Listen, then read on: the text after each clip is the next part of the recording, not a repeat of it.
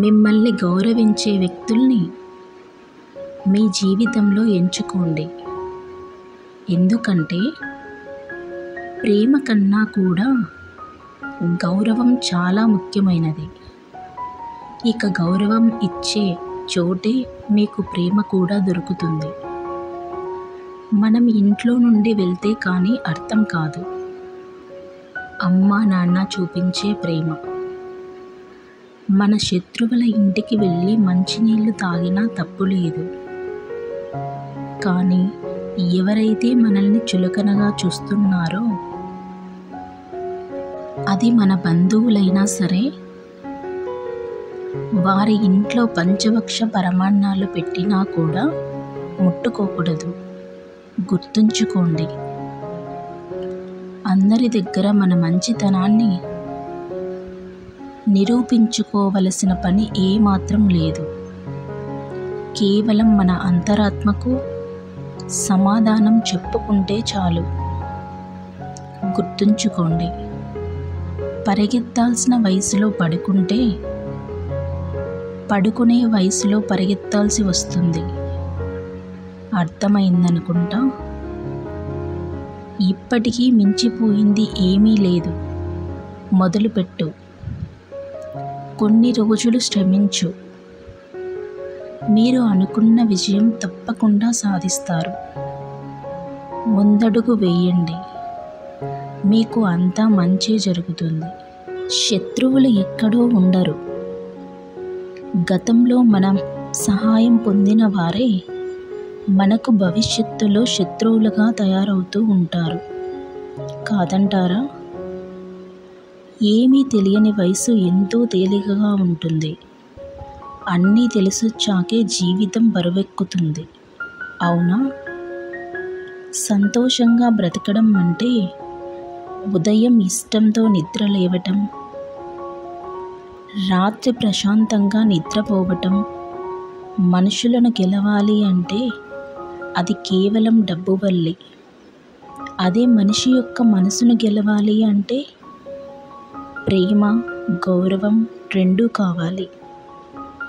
మనిషి ఆకలి వెంట పరిగెడతాడు. ఆకలి డబ్బు వెంట పరిగెడుతుంది. ఇదొక జగన్నాటకం. కాదంటారా? స్త్రీ పురుషుని యొక్క జీవితాన్ని నాశనం చేసే 4 లక్షణాలు.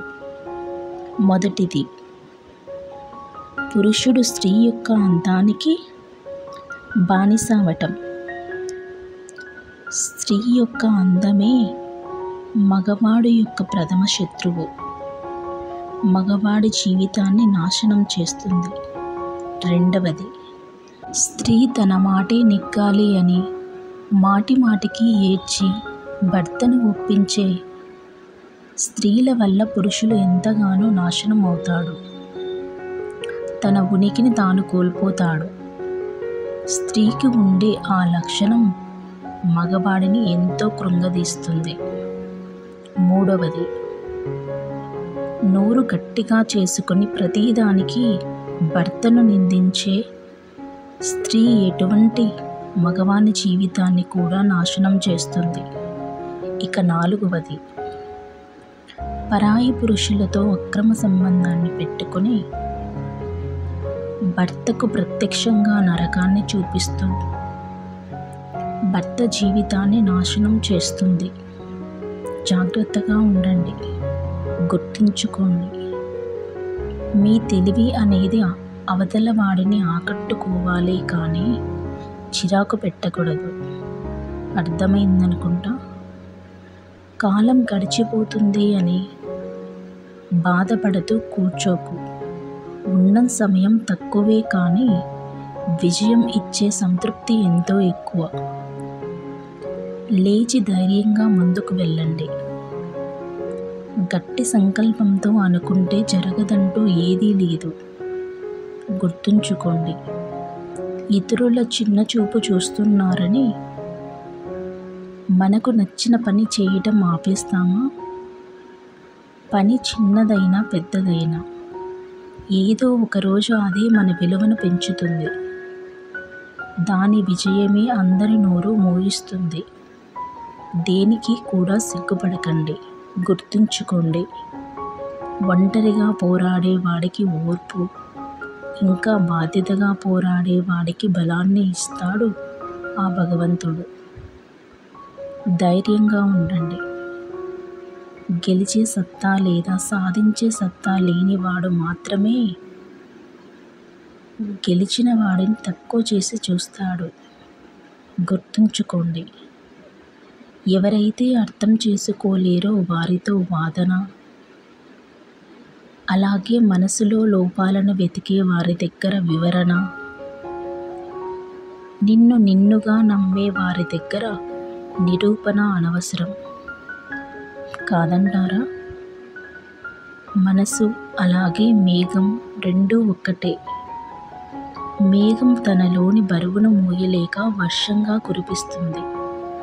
అలాగే మనం కూడా మనసులోని బరువును మోయలేక వాటిని కన్నీటి రూపంలో కురిపిస్తాము. అవునా? వస్తువులే కాదు, మన ఆలోచనలు కూడా చాలా విలువైనవి. వాటి బరువు మోసేవారికే తప్ప చూసేవారికి ఎప్పటికీ తెలియదు. కాదంటారా? అందం ఒక్క అనారోగ్యంతో, గౌరవం ఒక్క పొరపాటుతో మాయమవుతుంది. కాబట్టి ఎప్పుడూ కూడా ఈ విషయాల గురించి గర్వపడకండి. అర్థమైందనుకుంటా. జీవితంలో అత్యంత విలువైనది ఏంటో తెలుసా? కన్నీరు. ఇందులో 1% నీరు ఉంటుంది. ఇక మిగిలిన 99% అనుభూతి ఉంటుంది. కాదంటారా? సందేహానికి నివారణ లేదు, వ్యక్తిత్వానికి నిదర్శనం లేదు, మౌనాన్ని మించిన సమాధానం మరొకటి లేదు, మాటల కంటే పదునైన బాణం ఇంకేదీ లేదు. అవునా? మీ దగ్గర డబ్బు ఉంటే మీ శత్రువులు కూడా మీ తప్పులను మన్నిస్తారు. అదే మీ దగ్గర డబ్బులు లేకుంటే మీ సోదరులు కూడా మీతో సరిగా మాట్లాడరు. మనిషి ఎంత ధనవంతుడైనా కష్టాలను అమ్ముకోలేడు, శాంతిని కొనలేడు. అర్థమైందనుకుంటా. కష్ట పరిస్థితులు, సమయం, అలాగే వ్యక్తులు, ఈ 3 విషయాలు పుస్తకాల కంటే కూడా జీవితంలో మెరుగైన పాఠాలను నేర్పిస్తాయి. రూపాయి కూడా లేకుండా ఉండే మనిషి పేదవాడు కాదు. ఒక కళ అంటూ లేనివాడే నిజమైన పేదవాడు. అసలు ఆశయమే లేనివాడు అసలైన పేదవాడు. గుర్తుంచుకోండి, మీరు నరకాన్ని చూడాలి అనుకుంటే నిరుద్యోగులుగా మారండి.